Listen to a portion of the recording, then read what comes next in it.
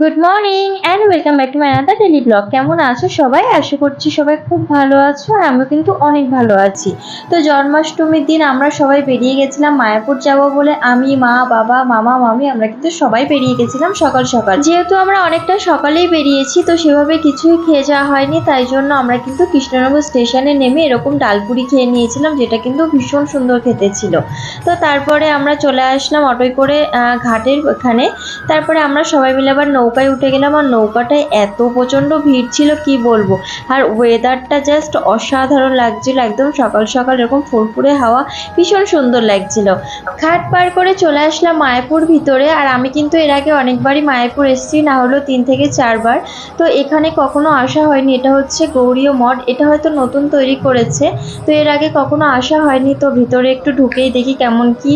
তো ভেতরে তো কোনো ক্যামেরা কিছুই অ্যালাউ করা ছিল না, এটা যদিও বা সবার চোখের আড়ালে আমার করা হয়েছে। ওখান থেকে বেরিয়ে আমরা সবাই ইসকনের কাছাকাছি চলে আসছিলাম। আর মায়াপুর আসলে না একটা মনের মধ্যে একটা আলাদাই শান্তি কাজ করে, কার কাজ করে জানি না, তবে আমার কিন্তু বেশ ভালো লাগে এখানে আসলে। দূরে একটা কৃষ্ণ দাঁড়িয়েছিল, তোমাদেরকে দেখাচ্ছিলাম, আর এখানে কিন্তু আমিও কিছু রিলস বানিয়ে নিচ্ছিলাম, যেটা কিন্তু আমার ইউটিউব চ্যানেলে আগেই পোস্ট করা হয়ে গেছে। বাবার সাথে কিছু সেলফি তুলে নিলাম। আর এখানে দেখো এই গরুর পিঠে করে কারা যায় ভাই, আমার তো খুবই কষ্ট লাগে দেখলে। জানি না কারা এখানে উঠলে মজা পায়, তবে আমার কিন্তু খুব কষ্টই লাগে এগুলো দেখলে, যে একটা অবলা প্রাণীর ওপর এরকম চেপে যাচ্ছি। যাই হোক, যার যার মনের ব্যাপার। তো আমরা এখানে চলে আসলাম ভোগ নিতে। আর বাড়িতে কিন্তু নিরামিষ খেতে একদমই ভালো লাগে না, কিন্তু এখানে আসলে একটা এই ভোগের জন্য একটা আলাদাই স্বাদ। পনির দিয়ে একটা নিরামিষ দিয়েছিল, একটা কুমড়োর ঘ্যাট, ডাল আর পায়েস, আর ওই যে দূরে বাবা মা খাচ্ছে, এগুলো কিন্তু বাড়িতে ভালো লাগে না, কিন্তু এখানে আসলে একটা অমৃত অমৃত টাইপের স্বাদ লাগে। আমার কিন্তু বেশ ভালো লাগছিল। খাওয়া দাওয়ার পরে আবার কিছু রিলস বানিয়ে নিলাম। আরে রিলসেরই তো জগৎ, রিলস তো বানাতেই হবে। বেশ অনেকগুলো রিলস বানিয়ে নিলাম। আমি এদিকে রিলস বানাচ্ছিলাম, আর ওদিকে দেখি মা আর মামি ফটোশুটে ব্যস্ত, দুজনের বেশ ভালোই ফটো তুলছিল। তো এই যে একটা পার্ক টাইপের, এই জায়গাটাও কিন্তু বেশ সুন্দরই লাগে এখানে আসলে।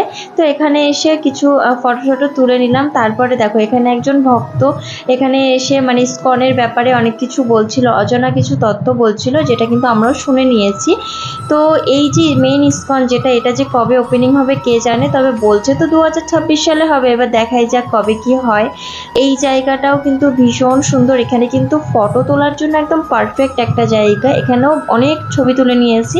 তারপরে আমরা বাড়ি চলে আসবো বলে একটু বসেই ছিলাম এদিকে। ও হ্যাঁ, তোমাদেরকে তো বলাই হয়নি, আমি এখান থেকে কিন্তু একটা গোপী ড্রেস কিনেছি, যেটা কিন্তু ভীষণ সুন্দর ছিল।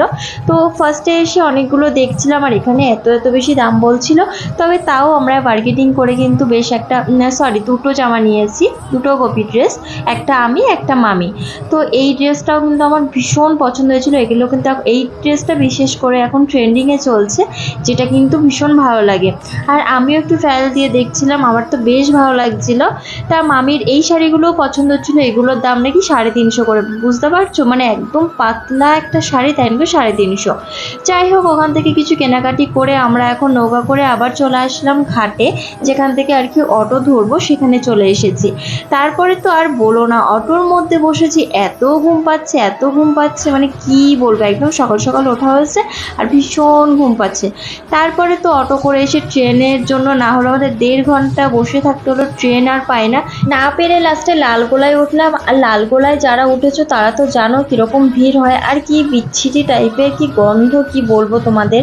রানাঘাট স্টেশনে এসে কিছু ছোলা মাখা খেয়ে নিয়ে তারপরে তো আমাদের নিজের ট্রেন মনে করে শুয়ে বসে ঘুমিয়ে কোনো রকম করে আর কি বাড়ি ফিরছি। আর তোমাদের একটা জিনিস দেখায়, মামা দেখো ঘুমিয়ে এখানে পড়েই যাচ্ছিল প্রায়। তো অনেক দিন পরে কিন্তু আমরা সবাই মিলে ভ্যানেও উঠেছিলাম, স্টেশন থেকে আর কি আমরা ভ্যানে করে বাড়ি এসেছি। অনেক দিন পর বাড়ি এসে তো একটু ফ্রেশ হয়ে নিচ্ছি, তারপর কি তোমাদের কি দেখাবো আমরা কি ড্রেস কিনেছি। আমি কিন্তু ওখান থেকে এই গোপী ড্রেসটা কিনেছি, যেটা আমার মারাত্মক পছন্দ বলতে পারো, ভীষণ পছন্দ হয়েছে এই ড্রেসটা। আর মামিও কিন্তু এই ড্রেসটা কিনে নিয়েছি। আমার যে ড্রেসটা সেটার দাম চেয়েছিল 750, বার্গেনিং করে আমি 600 নিয়েছি, আর মামিটা নিয়েছিল 300। কোনটা বেশি ভালো লাগছে কিন্তু অবশ্যই জানিও তোমরা। মাও কিন্তু এখানে কিছু কেনাকাটা করে নিয়েছিল, যেটা কিন্তু আমার অজান্তে, আমি জানি না এগুলো কিনেছে। তো এখানে একটা ধূপদানি আর ওই দুটো ওই কিউট যে ছোট যে দুটো দেখছো, ওই দুটো কিন্তু সিঁদুরের কৌটো, বেশ কিউট তাই না। তো যাই হোক, আজকের জন্য টাটা বাই, দেখা হচ্ছে নেক্সট কোনো একটি ব্লগে।